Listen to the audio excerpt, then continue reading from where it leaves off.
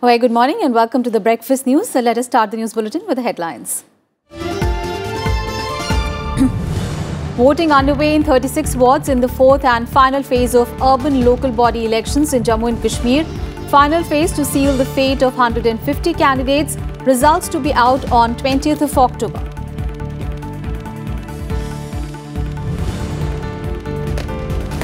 Notification for first phase of assembly elections in Chhattisgarh to be issued today. 18 Naxal-hit constituencies in the state go to polls in first phase on 12th of November. Last date of nomination for by-polls to 3 Lok Sabha and 2 assembly seats in Karnataka today.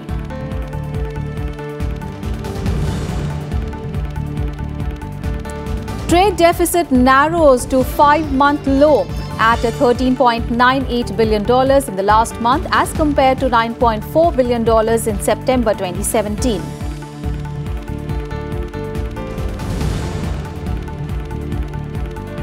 Team of investigators enters Saudi consulate in Istanbul in connection with the disappearance of journalist Jamal Khashoggi.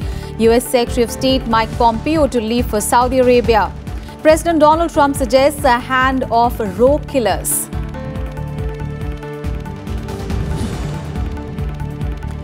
And Sikkim beat 51 nominations from 25 countries to win the UN-backed Future Policy Award 2018. India's 100% organic state awarded for world's best policies promoting agroecological and sustainable food systems.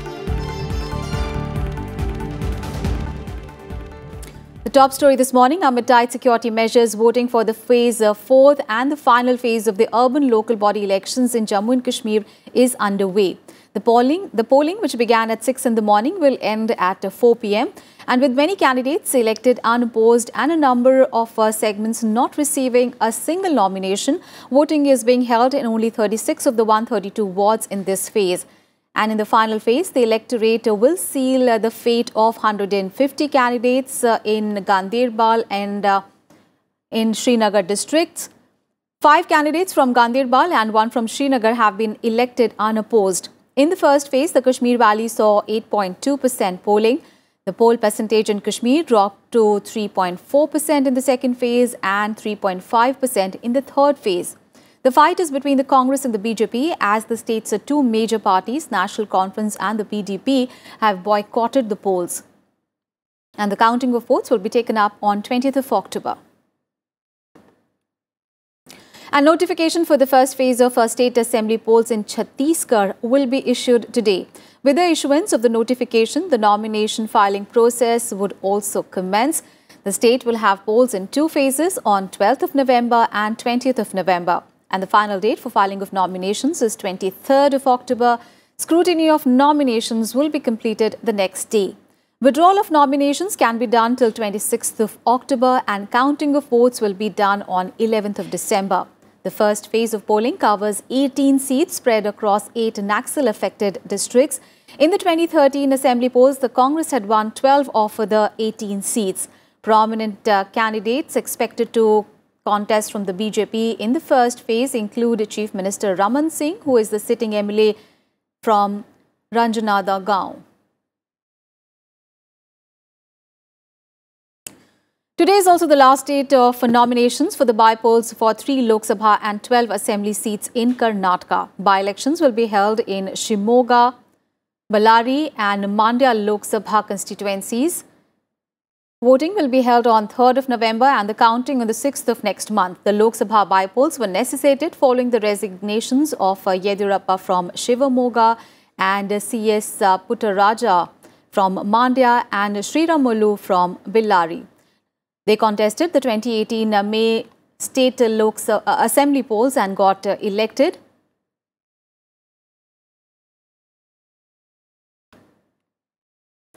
And the BJP President Amit Shah addressed the Kamal Shakti Mahila Sammelan at Satna in Madhya Pradesh on Monday. Addressing the event, Amit Shah said that both the Modi government and the Shivraj Chauhan government in the state are taking a lot of initiatives to empower women socially and economically. He said that Prime Minister Narendra Modi has ensured that triple talaq has no place in this country, and this despite facing opposition from the Congress. Amit Shah also addressed booth-level party workers in Rewa district. He said that the ruling BJP government in the state has brought about development in every field, from roads, electricity, healthcare and employment to empowering farmers. He also expressed confidence of a BJP win in the upcoming state elections. चुनाव आने वाला है, 28 नवंबर को यहाँ मतदान है। 28 नवंबर के मतदान में मध्य प्रदेश को विकास की ओर ले जाने वाली भारतीय जनता पार्टी की सरकार फिर से एक बार आपका आशीर्वाद मांगने के लिए आएगी। मध्य प्रदेश को बीमारू राज्य से विकसित राज्य में बदलने वाले शिवराज जी फिर से एक बार आपके आशीर्वाद मांगने के लिए आए, और 19 में Narendra Modi ji फिर से एक बार आपके आशीर्वाद मांगने आए। And also on the campaign trail in Madhya Pradesh is Congress President Rahul Gandhi, who targeted Prime Minister Narendra Modi on the issue of a farm loan waiver, among other things, in Datia. He alleged that despite repeated demands of the opposition, the NDA government is not keen to provide a loan waiver to farmers. If voted to power, Rahul Gandhi promised to waive off farm loans within 10 days of being elected. Rahul Gandhi is on a 2-day visit to the state and visited the temple in Datia earlier in the day. मैंने उनसे कहा, मोदी जी, किसानों का कर्जा माफ कीजिए। मतलब मुंह से एक शब्द नहीं निकला। यह भी नहीं कहा कि हां, बात सही बोली है, मैं कोशिश करूंगा। On to some other news, Prime Minister Narendra Modi met the oil experts and the CEOs of oil companies from India and abroad in New Delhi on Monday. And expressing concern over the negative impact of rising oil prices on the global economy, the Prime Minister pitched for enhanced partnership between the producer and consumer nations. He also said that relentless rise in global crude oil prices is hurting developing economies.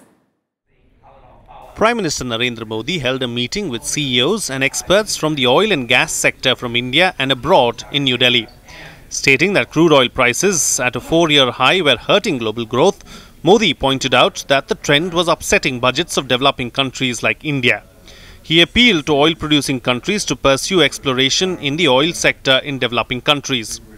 Petroleum Minister Dharmendra Pradhan said that the government is now focusing on channeling alternative sources like solar energy. My colleagues from the industry and public sectoral companies and I, dear global experts in the energy sector. Today morning, we had an interactive session with Honorable Prime Minister, during which we carefully listened to the views of the global oil community. We are doing all this to learn and accomplish Honorable Prime Minister's vision of energy sector, of ensuring energy access, energy security, energy affordability and energy sustainability. Oil Minister of Saudi Arabia Khalil Al Faleh said sanctions put by US on Iran is the reason for the uncertainty in the oil market. He asserted that Saudi will fulfill India's oil requirements. Ladies and gentlemen, I had the privilege this afternoon of meeting with His Excellency Narendra Modi, the Prime Minister of India, and His Excellency Minister Pradhan, and I assured them of our full and continued commitment to meeting India's oil demand, as well as continuing to invest right here in India. Finance Minister Arun Jaitley and Niti Aayog Vice Chairman Rajiv Kumar also attended the meeting that deliberated the need to revive investment in oil and gas exploration and production. Rising crude prices in global markets triggered an increase in petrol and diesel prices in India. At a recent review meeting, the government reduced excise duty on petrol and diesel to bring relief to consumers. Panchanan Mishra's report for Rajya Sabha Television. And India's trade deficit narrowed to a 5-month low at $13.98 billion in the month of September. The trade deficit, or the gap between the imports and exports, narrowed to $13.98 billion in the last month, as against $9.4 billion in September 2017. Now, this despite higher oil prices, even as merchandise exports entered negative territory after a gap of 6 months. The data released by the Commerce Ministry on Monday showed that exports contracted 2.15% in September, while the imports grew 13.45% in dollar terms.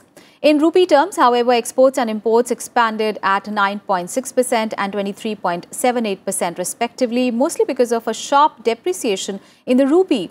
Despite the overall fall in exports in September 2018, items that posted an increase include petroleum products, chemicals, drugs and pharmaceuticals, cotton yarn and fabric, handloom products and plastic. And wholesale inflation based on the wholesale price index stood at 5.13% in September as compared to 4.53% in August. Primary article inflation was up to 2.97% after declining 0.15% in August. Prices of fuel and power grew 15.65% in September as against a rise of 17.73% in August. Meanwhile, retail inflation marginally accelerated to 3.77% in September, driven by higher food and fuel prices.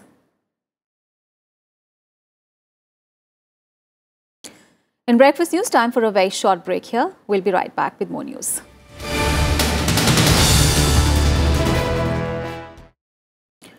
Culture Minister Mahesh Sharma and Urban Affairs Minister Hardeep Singh Puri laid the foundation for a museum of Indian Prime Ministers at the Teen Murti premises on Monday. Mahesh Sharma said that the museum will be completed in a year and will cover works done by Prime Minister Narendra Modi during his tenure. The museum will be constructed at the cost of 271 crore rupees. The proposed museum will depict a modern India through the collections related to each Prime Minister, and it has been designed in a way that the chakra with its 24 spokes will take the center stage. इस museum की 3 मंजिलें होंगी, basement, ground floor और first floor. 1,18,000 square foot जगह पर यह museum बनेगा। 271 करोड़ रुपए की धनराशि इस पर खर्च होगी और लगभग 1 वर्ष के अंदर यह बनकर तैयार हो जाएगा। CPWD हमारी कार्यदायी संस्था है, वह इसका निर्माण करेगी। And the RBI deadline for global financial technology companies to comply with its data localization norms ended on Monday. The RBI step was part of a wider push by India to ask companies to store more data locally in the wake of stringent global rules to protect user data. And 80% players in the payment industry, including big names like Amazon, Paytm and WhatsApp, have complied with the norms.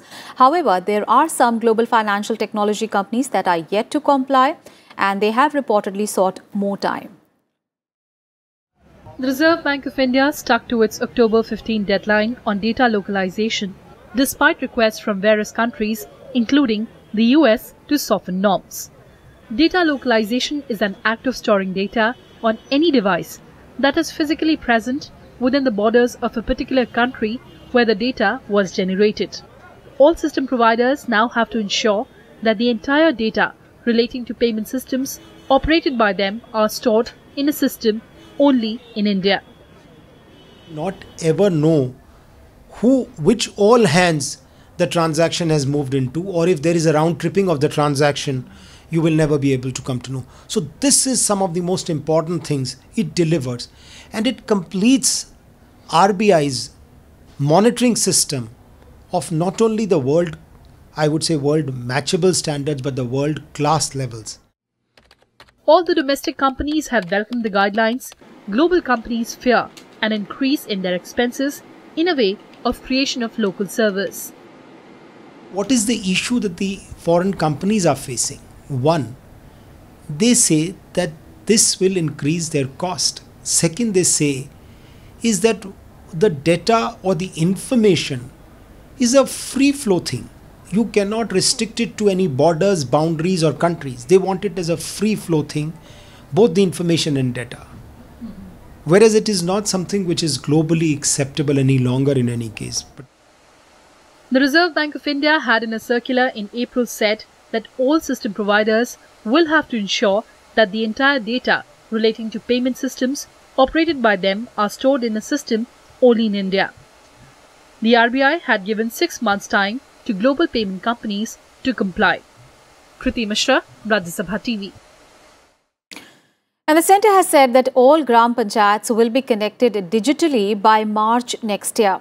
Communications Minister Manoj Sinha said that Bharat Broadband Network Limited, or the BBNL, has played a key role in leading the successful implementation of the BharatNet project for digitally connecting all 250,000 Gram Panchayats in the country. The minister said that the objective of this flagship project is to facilitate the delivery of e-governance, e-health, e-banking and other services to citizens on a non-discriminatory basis. He added that around 50% of the project has been completed and the remainder is targeted for completion by March next year. Target of digitally connecting 1 lakh Gram Panchayats under Phase 1 of BharatNet was achieved in December last year. News from Rajasthan, where the number of people infected with the Zika virus has risen to 72 in the state. The Union Health Ministry has asked the states to check mosquito breeding and intensify vector control strategies to contain the spread of the disease. Additional Secretary Health held a meeting with the various state representatives through video conferencing on Monday, and he asked them to implement the guidelines as prescribed under the National Vector-Borne Disease Control Program for the effective control of Zika. 12 new cases of Zika virus were detected in Jaipur on Monday, taking the total number of infected people to 72. The Rajasthan Health Department said that 60 out of the total 72 patients are healthy after treatment. News from the national capital, and in view of the very poor and unhealthy air quality of Delhi and its adjoining national capital region, the central government unveiled an air quality emergency early warning system that can predict expected air quality levels at least 2 days in advance. Now, these steps are expected to help residents brace for high pollution days and will also enable the graded response action plan to be implemented in advance. Anu Diwan brings us this report. During the winter season, Delhi NCR suffers one of the worst bouts of air pollution as the entire region gets engulfed in thick, suffocating smog. In a bid to tackle this huge health issue, the centre has launched an air quality early warning system that has been specially developed for Delhi by the Ministry of Earth Sciences. The system is designed to predict extreme air pollution events and give alerts to take necessary steps as per graded response action plan of the government. The warning system consists of real-time observations of air quality over the national capital region and details about natural aerosols like dust from dust storms.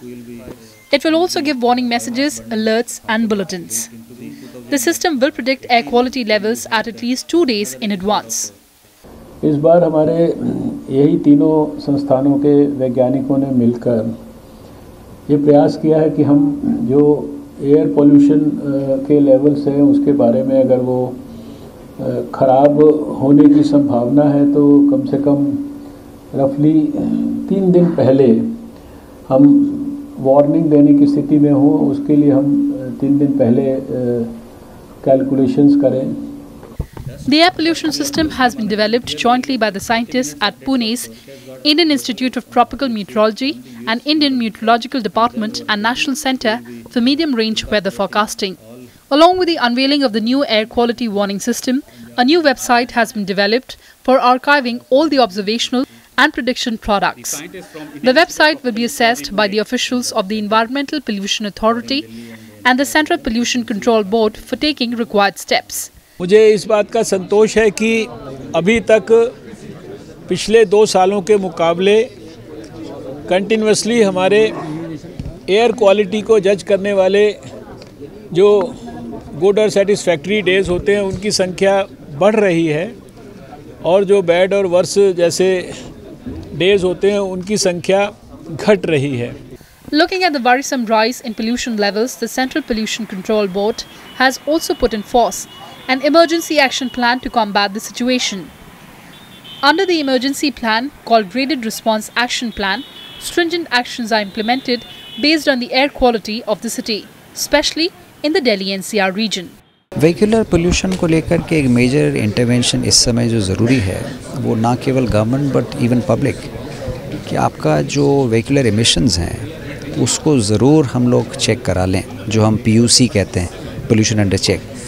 तो as an individual हमारी जिम्मेदारी है कि हमारी जो भी vehicle हम इस्तेमाल कर रहे हैं उसके एमिशंस अंडर कंट्रोल हों with in the standard limits. तो उसके लिए हम लोग पेट्रोल पंप्स पर जाकर के PUC सेंटर्स भी चेक करेंगे। We will also advise people in general what they need to do, and if they haven't got it checked, क्योंकि हर 3 महीने में चेक कराना ज़रूरी है, तो वो मेरे ख्याल से responsible citizens सबकी जिम्मेदारी है कि अपने अपने vehicles को ज़रूर चेक करा लें। The measures to be used will include stopping garbage burning in landfills, enforcing all pollution control regulations in bricklands and industries, stopping use of diesel generator sets, enhancing parking fees 3 to 4 times, increasing frequency of mechanized cleaning of roads and sprinkling of water on roads, among others.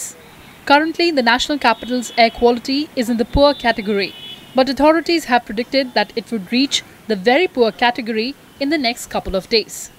Anu Devan's report for Rajya Sabha TV.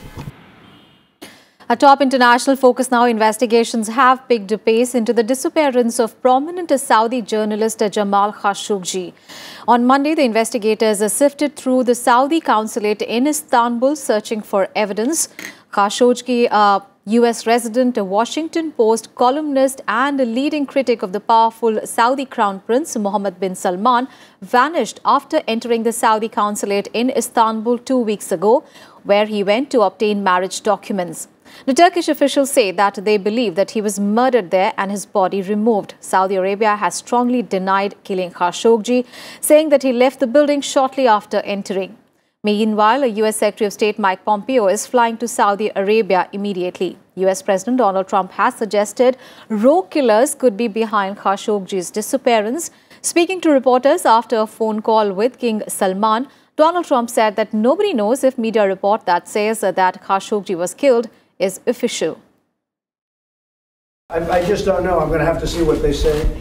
And we're working very close with Saudi Arabia and with Turkey, and they're working together to figure out what happened. And they want to know what happened also. So a lot of people are working on it, Steve, a lot of people. And we'll be bound very much by that. We'll see. I heard that report, but nobody knows if it's an official report. So far, it's just the rumor of a report coming out. Meanwhile, the Brexit talks have reached an impasse over the issue of the Irish border, prompting Theresa May to upgrade MPs in the House of Commons on the state of the negotiations. In a statement to Parliament, Theresa May was upbeat about the chances of a deal with the EU, but repeated that she would not agree to anything that could split Britain. She urged the European Union not to allow a standoff over the so-called Irish backstop to derail the Brexit talks. May's statement comes before she heads to Brussels for a crucial summit with the EU leaders today. German Chancellor Angela Merkel warned that a deal was looking more difficult because of the border question. Meanwhile, Donald Tusk, the President of the European Union, urged both the sides not to give up, suggesting that a deal always seems impossible until it is done. I still believe that no deal is better than a bad deal. I am still working for what I believe is the best outcome for the UK, which is a good negotiated deal with the European Union for the future. But of course, we continue with our no deal preparations. And sports news now. Indian captain Virat Kohli remains the #1 among test batsmen, while Prithvi Shaw and Rishabh Pant have made big gains in the latest ICC rankings following the home series against the West Indies.